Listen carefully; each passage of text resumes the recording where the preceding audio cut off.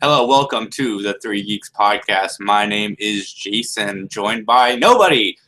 Max and Dan are up in Maine for the Bangor Comic and Toy Convention. Philip is in Chicago. Rondell is in Cleveland. Christy is somewhere else. And Mike, if you're following him on his YouTube channel, just got back from overseas. So all of the guys are extremely busy. I thought I'd come on here, do a little earlier show because I got some stuff going on this evening as well. Just wanted to touch base, talk about a few topics, and say hi to everybody. I know the Three Geeks podcast, the fun of it is our interactions with each other, which is why I'm going to keep this show somewhat brief, but I wanted to come on and just discuss a few things and for consistency purposes. I want to shout out the guy who left us comments last week. Thank you so much for watching. Just remember that film is subjective. Just because our opinion is one way doesn't mean your opinion is wrong. Even though if Max were here, he would tell you your opinion was wrong. But that's not how I feel. Everybody's entitled to their own opinions. I like some pretty bad movies. Max likes some pretty bad movies. Dan likes some pretty bad movies. You know, it's all over the place. So don't worry so much about what other people think. It's good to have your opinion. And thank you so much for watching and commenting. So let me get our plugs out of the way. Arcmatter, buddy. I'm sure Max is going to be really excited that you're willing to throw him this Dr. Doom mask. Thank you so much. Appreciate the shout-outs on your channel. Can't wait to see you up in Columbus Wizard World, and we'll get you on again very, very soon. Check out Mike at youtube.com/Mike McGTV. Mike just did some vlogs for his vacation, so definitely go check those out. Very good photographs. Mike, you did a great job with videos, collages, and everything. Also, audibletrial.com/3geeks for all of your audiobook needs. Now, look, we tell you about Audible every week, and we know that you guys click on the link. All we need you to do is sign up for the free trial, enjoy some audio books. I know I'm about to re-up my Audible subscription because I'm getting ready to go out of town, and best way to do a long trip is with Audible. So definitely check out audibletrial.com/3geeks. T-shirts. We have T-shirt links in the description of this video. Check out our T-shirts. Pick up 1 or 2 or 3 and support us there. Thank you so much. If you're watching this, hit that like button. Leave a comment. I just got a few small topics that I'm going to pull up real quick. And then, yeah, that'll be it for today. But so I know on this podcast we've had some negative feelings towards Zack Snyder's Batman v Superman. I personally think Man of Steel was a great film. I love that movie. I really love Watchmen and, you know, Batman v Superman. But that's not what I'm here for today. What I'm here for is to, one, express my deepest condolences to him and his wife and their family and everything that they're going through with the loss of his daughter. But what's more shocking about this news report is, so when the news hit, I thought it had just happened.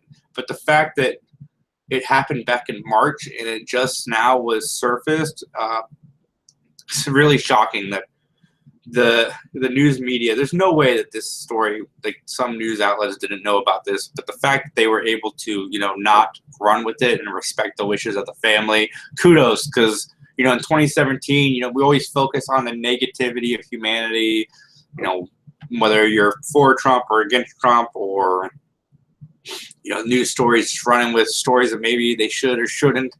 It's nice to know that there's some people out there that will sit on a story for the wishes of a father and a mother mourning the loss of their child. I can't even imagine what Snyder is going through.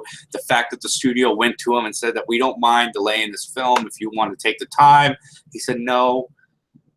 Joss is going to come in and take over, which was a shock to a lot of people. And apparently Joss Whedon, and this is another story I can't believe wasn't leaked or rumored or whatever, but Joss Whedon has apparently been working on some rewrites for some of the reshoots that they're doing for quite a while. So it's just this whole situation, the way it was handled, kudos to Warner Brothers. I know that you guys get some negativity for some of your movies, but just the behind the scenes, the way you guys managed to work with this guy and just really show that you care more about the people that are working for you than necessarily the product that they are delivering, which I'm sure, you know, the studios obviously care about the product. It's millions of dollars, but it's just nice that it all went down the way it did.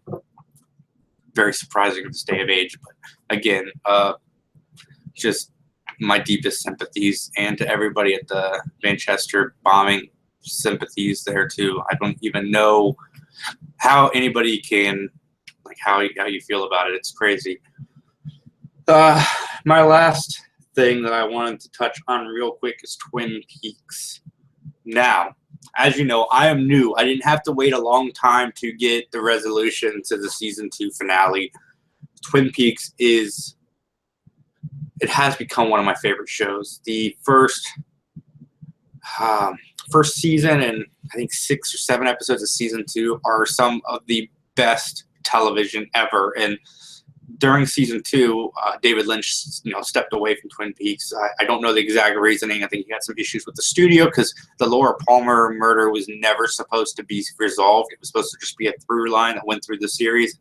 ABC, or I think it's ABC, demanded that he wrap up that storyline. So he did, and there was some issues. So he left the show to do other things, stayed on as executive producer, and that's when the quality of Twin Peaks dropped a little bit. I still enjoyed the second half of season 2, but it definitely wasn't the same caliber as season 1. There were some weird storylines with James and a few other characters, but David Lynch came back for the finale of season 2, and man, the finale of season 2 was something special, and ends with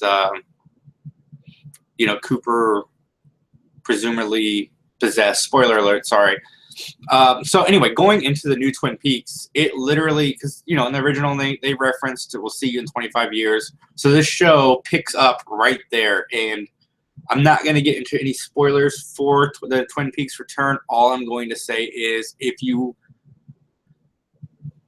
like smart television, or just I'm trying to think of the right word, it is an experience. I started this episode not really knowing where it was going to go, and every time you get kind of an answer or resolution to something, you don't know, they flip it. So you get your answer, but then you're asking more questions, almost the same way Lost did, but not to the same capacity. But definitely, I'm going to get into more of this with Mike and Dan the next time we're on the show together, because they're big into Twin Peaks as well. I know the Three Geeks podcast is not one guy on here droning on and on, so I'm going to wrap this up real quick. But definitely check out Twin Peaks The Return. The first 4 episodes are on demand.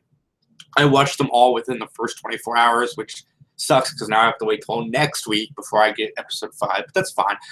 Anyway, that is our show for today. I want to thank everybody for tuning in. The guys will be back in the Geek Cave next Sunday. I will be in Florida with my family, maybe Skyping in to do the show with them. Probably not. Philip will be running everything. Speaking of Philip, there's Philip. Anyway, from all of us at the Three Geeks podcast, thank you so much for tuning in, and have a great day. Bye.